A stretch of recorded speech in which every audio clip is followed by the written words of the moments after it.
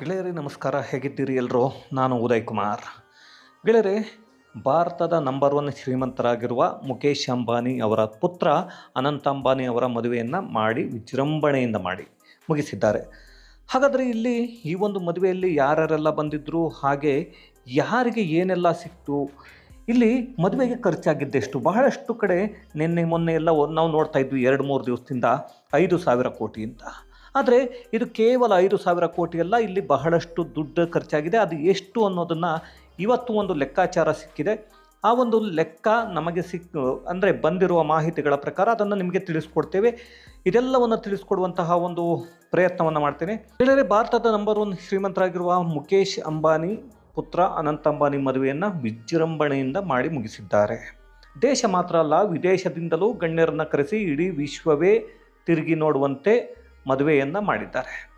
ಸದ್ಯ ಮುಖೇಶ್ ಅಂಬಾನಿ ಮದುವೆಗೆ ಮಾಡಿರುವ ಖರ್ಚು ಸಖತ್ತಾಗಿ ಸುದ್ದಿ ಆಗ್ತಾ ಇದೆ. ಯಾಕೆ ಅಂತ ಅಂದರೆ, ಹಾಗಾದರೆ ಅಂಬಾನಿ ಕುಟುಂಬ ಈ ಮದುವೆಗೆ ಎಷ್ಟನ್ನು ಖರ್ಚು ಮಾಡಿರಬಹುದು ಅನ್ನೋದು ಬಹಳಷ್ಟು ಜನರಿಗೆ ಇರ್ತಕ್ಕಂಥ ಕ್ವಶನ್ ಮಾರ್ಕ್. ಯಾಕೆಂದರೆ ಈಗ 2 ದಿನಗಳಿಂದ ಏನು ನೋಡ್ತಾ ಇದ್ರು, ಈ ಒಂದು ಎಲ್ಲ ಒಂದು ಚಾನಲ್ಗಳಲ್ಲಿ ನೋಡಿದಾಗ 5,000 ಕೋಟಿ ಅಂತಕ್ಕಂಥದ್ದನ್ನು ಹೇಳ್ತಾ ಇದ್ರು.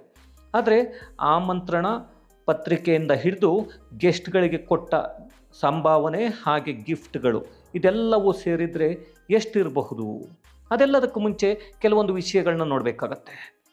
ಸ್ವರ್ಗ ಅಂದರೆ ಹೀಗೆ ಇರಬಹುದು ಅನ್ನೋಷ್ಟರ ಮಟ್ಟಿಗೆ ಈ ಒಂದು ಏನು ವೈಭವ ಇತ್ತು. ಚಿನ್ನ ವಜ್ರದಿಂದಲೇ ರೆಡಿಯಾದಂತಹ ಬಟ್ಟೆಗಳು ಕೂಡ ಇತ್ತು.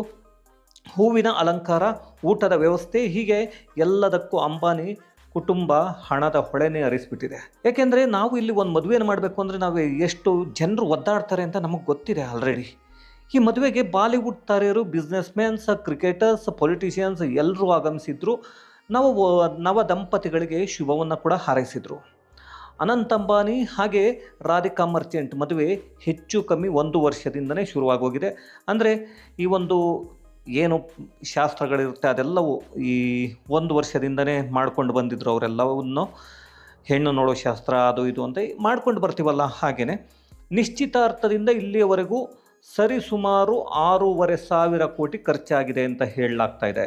ಯೋಚನೆ ಮಾಡಿ, 6,500 ಕೋಟಿ ಅಂತ ಅಂದರೆ ಮದುವೆಗೆ ಇಷ್ಟೆಲ್ಲ ಖರ್ಚು ಮಾಡಬೇಕಿತ್ತ ಅಂತ ಹೇಳಿಬಿಟ್ಟು ನನ್ನಂಥವ್ರಿಗೆ, ನಿಮ್ಮಂಥವ್ರಿಗೆ, ಸಾಮಾನ್ಯ ಜನರಿಗೆ ಅನ್ನಿಸ್ಲೇಬೇಕು. ಹಾಗೆ ಅದು ಸೋಷಿಯಲ್ ಮೀಡಿಯಾದಲ್ಲೂ ಕೂಡ ಚರ್ಚೆ ಆಗ್ತಾ ಇದೆ. ಇದು ಅಂಬಾನಿಗೆ ದೊಡ್ಡ ವಿಚಾರವೇ ಅಲ್ಲ. ಯಾಕಂದರೆ ವರದಿಗಳ ಪ್ರಕಾರ ಏನು ಅಂಬಾನಿಯ ಆದಾಯ ಏನಿದೆ, ಆದಾಯದಲ್ಲಿ ಮದುವೆಗೆ ಖರ್ಚಾಗಿರೋದು ಕೇವಲ 0.05%.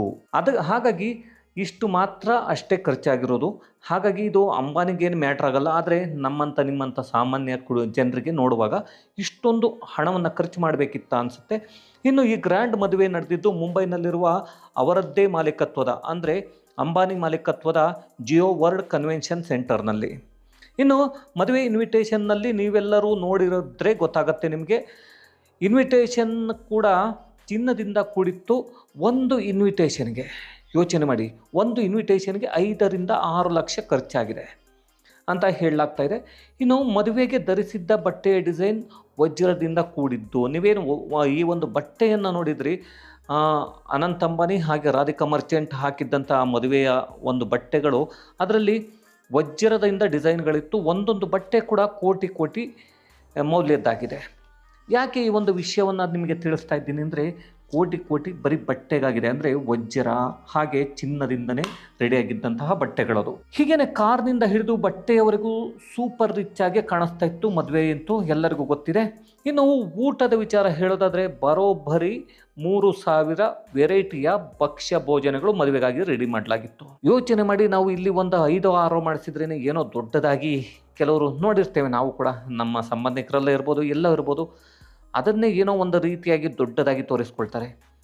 ಹಾಗಿದ್ದಾಗ ಇಲ್ಲಿ 3,000 ವೆರೈಟೀಸ್ ಅಂತ ಅಂದರೆ ಯೋಚನೆ ಮಾಡಬೇಕಾಗತ್ತೆ. ವೆಜ್ ಹಾಗೆ ನಾನ್ ವೆಜ್ ತಿನ್ನೋರಿಗಾಗಿ ಸಪ್ರೇಟ್ ಕೌಂಟರ್ನ ವ್ಯವಸ್ಥೆ ಕೂಡ ಇತ್ತು. ವ್ಯವಸ್ಥೆ ಕೂಡ ಅಲ್ಲಿ ಇದ್ದಿದ್ದರಿಂದ ಇಲ್ಲಿ ಎರಡೂ ಕೂಡ ಸಪ್ರೇಟ್ ಆಗಿತ್ತು. ಹಾಗಾಗಿ ಇಲ್ಲಿ ಯಾವುದೇ ಒಂದು ಪ್ರಾಬ್ಲಮ್ ಆಗಿಲ್ಲ ನಾನ್ ವೆಜ್ ಅಂತ. ಮದುವೆಗಾಗಿ ಬಂದು ಹೋಗುವ ಅತಿಥಿಗಳಿಗಾಗಿ ಪ್ರಯಾಣದ ವ್ಯವಸ್ಥೆ ಕೂಡ ಅಂಬಾನಿ ಕುಟುಂಬವೇ ಮಾಡಿತ್ತು. 100ಕ್ಕೂ ಹೆಚ್ಚು ಖಾಸಗಿ ವಿಮಾನ ವ್ಯವಸ್ಥೆಯನ್ನು ಕೂಡ ಮಾಡಲಾಗಿತ್ತು. ಅಂದರೆ 100ಕ್ಕಿಂತ ಹೆಚ್ಚು ಈ ವಿಮಾನ ವ್ಯವಸ್ಥೆಯನ್ನು ಮಾಡಲಾಗಿತ್ತು. ಇನ್ನು ನಮ್ಮ ಕಡೆ ಮದುವೆಗೆ ಹೋದರೆ ನಾವೇ ಗಿಫ್ಟ್ ಕೊಡ್ತೀವಿ, ಇಲ್ಲ ಮುಯ್ಯಿ ಅಂತ ಹೇಳಿಬಿಟ್ಟು ಒಂದಷ್ಟು ದುಡ್ಡನ್ನ ಕೊಟ್ಬಿಟ್ಟು ಬಂದುಬಿಡ್ತೀವಿ ನಾವೆಲ್ಲ, ನಮ್ಗೆ ಇಲ್ಲೆಲ್ಲ ಮದುವೆಗೆ ಹೋದರೆ. ಆದರೆ ಇಲ್ಲಿ ಈ ಒಂದು ಮದುವೆಯಲ್ಲಿ ಅಂಬಾನಿ ತಮ್ಮ ಪುತ್ರ ಅನಂತ್ ಅಂಬಾನಿ ಮದುವೆಯನ್ನು ಮಾಡಿದರು. ಈ ಮದುವೆಯಲ್ಲಿ ಆದರೆ ಇದೆಲ್ಲ ಉಲ್ಟಾ. ಮದುವೆಗೆ ಬಂದ ಎಲ್ಲ ಅತಿಥಿಗಳಿಗೆ ಅಂಬಾನಿ ಕುಟುಂಬವೇ ಬೆಲೆ ಬಾಳೋ ಗಿಫ್ಟ್ಗಳನ್ನ ನೀಡಿಬಿಟ್ಟಿದೆ. ಸೆಲೆಬ್ರಿಟಿ ಪುರುಷರಿಗೆ 1 ಕೋಟಿಯ ವಾಚ್ ನೀಡಿದರೆ ಮಹಿಳೆಯರಿಗೆ ದುಬಾರಿ ಸೀರೆಯ ಜೊತೆಗೆ ಚಿನ್ನದ ಆಭರಣಗಳನ್ನು ನೀಡಲಾಗಿದೆಯಂತೆ. ಯೋಚನೆ ಮಾಡಿ, ಅಂದರೆ ಸೆಲೆಬ್ರಿಟಿ ಪುರುಷರಿಗೆ 1 ಕೋಟಿ ವಾಚ್ ನೀಡಿದರೆ ಮಹಿಳೆಯರಿಗೆ ದುಬಾರಿ ಸೀರೆ ಜೊತೆಗೆ ಚಿನ್ನದ ಆಭರಣ ಅಂದರೆ ಎಷ್ಟರ ಮಟ್ಟಿಗೆ ಕೊಟ್ಟಿರಬಹುದು ಅಂತ. ಈ ಗಿಫ್ಟ್ ಕರ್ನಾಟಕದಿಂದ ತೆರಳಿದ್ದ ರಾಕಿಂಗ್ ಸ್ಟಾರ್ ಯಶ್ ದಂಪತಿಗಳಿಗೆ ಹಾಗೂ DK ಶಿವಕುಮಾರ್ ದಂಪತಿಗಳಿಗೆ ಸಿಕ್ಕಿದೆ. ನನಗೆ ಇಲ್ಲಿ ಒಂದು ಆಶ್ಚರ್ಯ ಆಗೋದು, ಅಲ್ಲಿ ಯಾರ್ಯಾರು ಬಂದಿದ್ರು ಅಂತ ಹೇಳ್ತೀನಿ, ಆವಾಗ ಹೇಳ್ತೀನಿ ಇದನ್ನು.